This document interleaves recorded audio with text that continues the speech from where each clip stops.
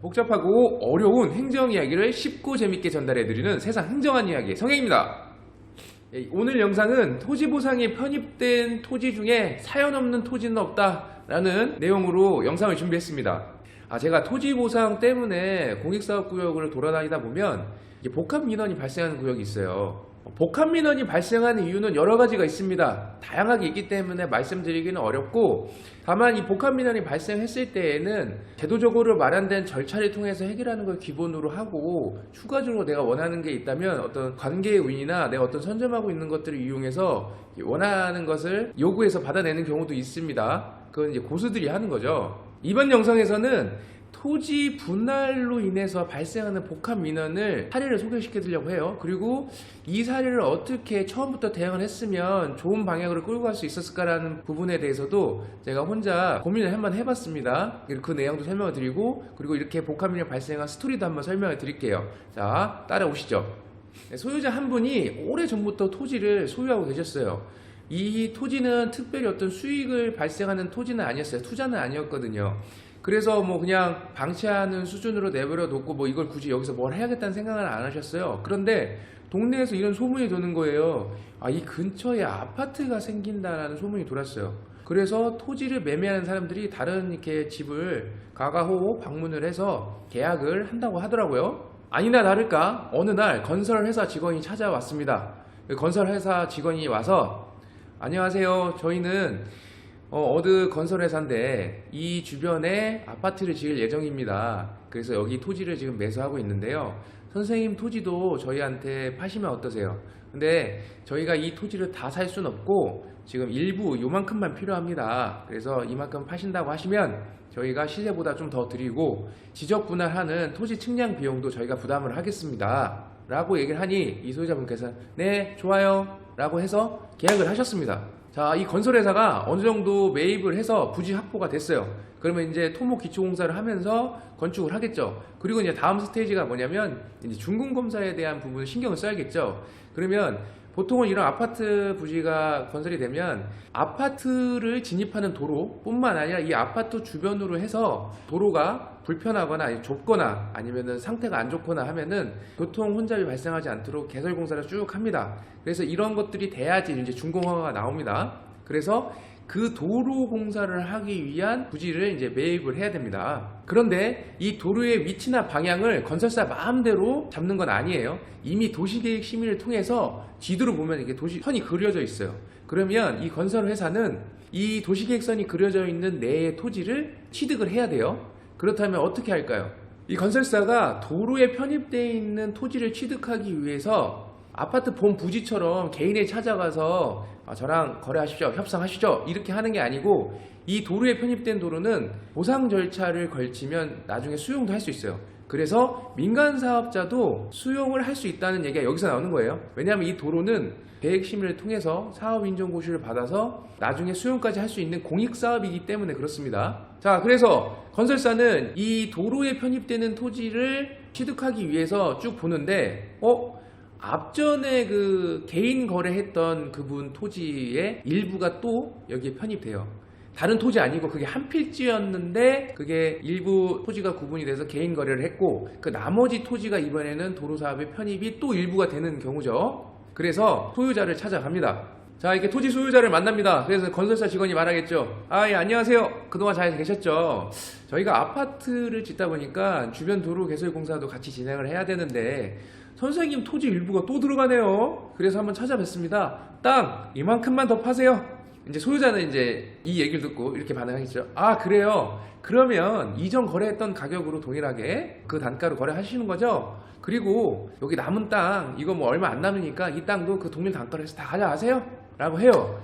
그런데 여기서 이제 건설사의 직원의 반응이 조금 뜨뜻미지근하죠. 아이고 죄송합니다. 토지 단가는 이전 거래했던 것과 동일하게 맞춰드리기 어렵습니다.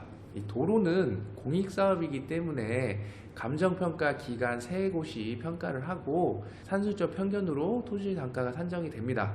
단어지 또한 저희가 마음대로 매수를 하는 게 아니고 자체적으로 심의를 통해서 필요하다면 저희가 매수를 해드리는데, 매수할 경우에도 저희가 앞전에 제시했던 그 단가가 아니고 감정평가를 통한 가격을 산정해서 보상을 해드릴 수 있습니다. 이 점 참고하세요 라고 답변을 해요. 그러면 소유자는 어떻게 했어요? 나가세요 그러겠죠. 소유자 태도가 완전 단호박이죠. 나가세요 이렇게 한데 뭐 건설사 직원이 굳이 여기서 더 할 말이 없죠. 그냥 나중에는 어차피 보상 절차 통해서 수용하면 되니까 뭐 그러면서 이제 순순히 헤어졌습니다. 자, 이 상황을 한번 정리를 해보겠습니다. 온전한 한 필지가 있었습니다. 근데 어느 날 건설회사가 찾아와서 땅 이만큼만 파세요 해서 토지를 분할하고 일부를 개인 거래를 통해서 파셨죠. 그건 시세보다 높게 이제 파셨고, 그다음 B 토지는 일반 매매 후에 남아있는 토지에 대해서 일부가 도로사업에 편입이 됩니다. 그래서 이 B토지는 공익사업의 잔여지가 되는 거고요. C토지는 공익사업에 편입되는 토지가 되는 거예요. 자, 우리가 알고 있는 지식 중에 공시법에 이런 게 있죠. 토지보상 평가를 할 때 지적분할이 됐다면, 그 지적분할이 해당 사업으로 지적분할이 됐다면 지적분할되기 전 상태를 상정해서 평가를 한다라고 했잖아요. 근데 이런 경우는 그 사항에 해당되지는 않습니다. 왜냐면 A 토지와 B 토지가 분할된 것은 개인 편의를 위해서, 그러니까 매매를 위해서 분할을 한 거기 때문에 공익사업을 진행한 사업시행자 입장에서는 모본지는 B 토지가 되는 거예요. B 토지에서 분할돼서 C 토지가 됐다라고 보는 겁니다. 근데 여기서 또 중요한 게 하나 있죠. 만약에 이 토지가 한 필지였을 때 이 토지에 이어지는 도로 부분이 A 토지 쪽에 붙어 있어요. 그리고 B, C 토지는 없어요. 그렇다면 이 토지는 맹지로 평가될 가능성이 큽니다. 아니면 이 토지가 온전히 한 필지였을 당시에 두 개의 용도지역에 걸쳐 있을 수가 있어요.